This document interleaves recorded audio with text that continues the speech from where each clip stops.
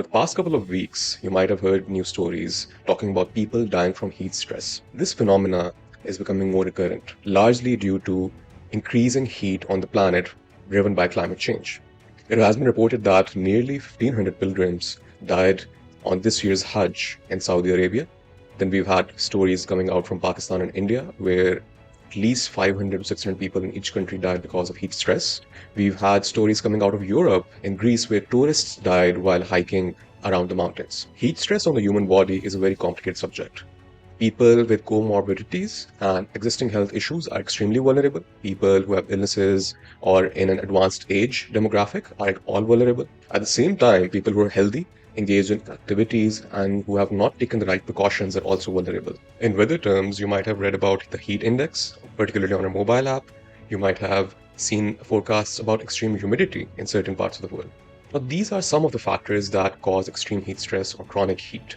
And there are several other factors that have to be looked upon. We talked with Dr. Nausheen, who is an urban expert and specializes in heat management. Now we know that the temperatures that we see on our mobile apps or the heat index aren't exactly presenting the full picture or the risk we face. What are some of the scientific indices or details that governments or experts should be telling common people? So let's begin by saying that weather forecasts, which rely predominantly on ambient temperature, is one form of a heat index reading that simply cannot capture the complexity of heat. So we know that heat is commonly expressed as temperature or ambient temperature in either Fahrenheit or centigrade. But in terms of human health, heat is in fact a far more complex phenomenon.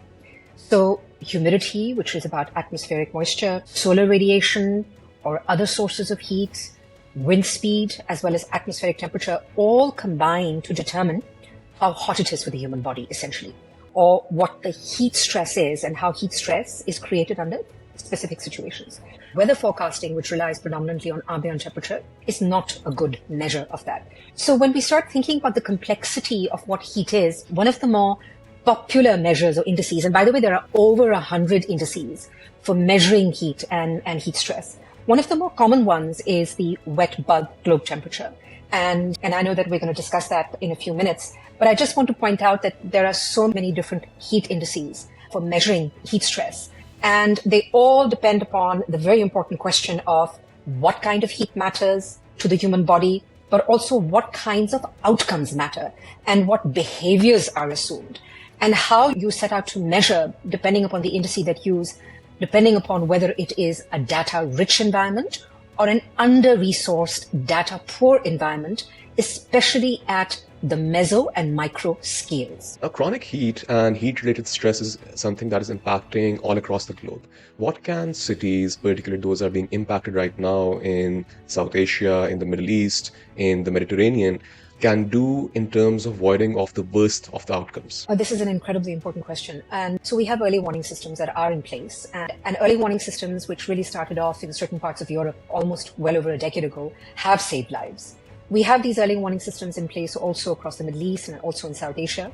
Now, the challenge, of course, is that even when we know that these kinds of events, whether there are heat wave events or particularly long, seasonal, long duration, chronic heat related dynamics occurring, which are now happening in a far more recurrent fashion.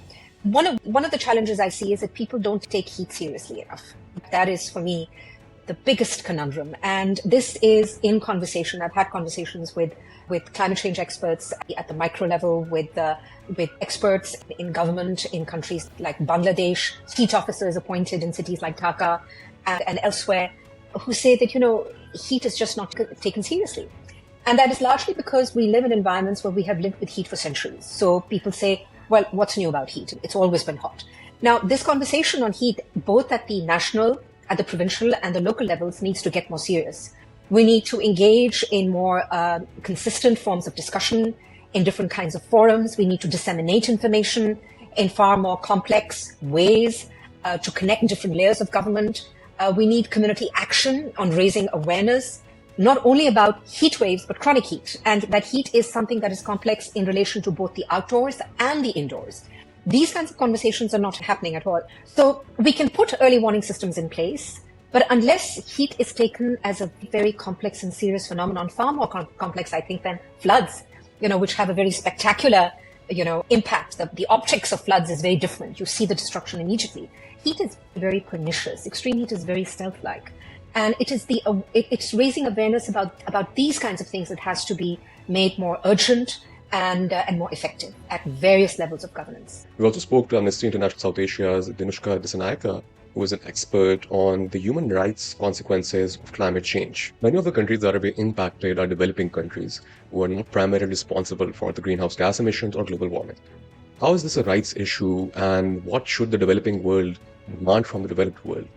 It's very clear that wealthy industrialized nations really do have an obligation and the climate adaptation financing to provide it with the technical capacity to respond to the kind of heat waves and urgent step for the authorities. Put in place heat action plans and put in place social security measures, especially to meet the needs of the most marginalized, the people living in poverty, the elderly, the young children. These are the people who are most at risk. Those with chronic health conditions, women who are pregnant, they need support. They need public awareness. They need health systems that are able to cater to their needs.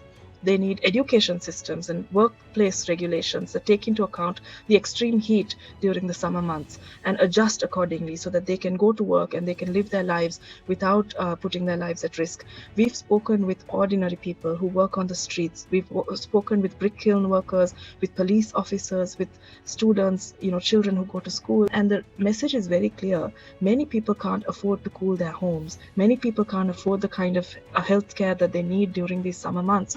And so the authorities can put in place measures to start responding to these needs, while they also raise climate finance to help them improve their infrastructure on the ground. As summer still rages on, it's important to take precautions against heat. Be warned, be also prepared in terms of emergencies, also help out others.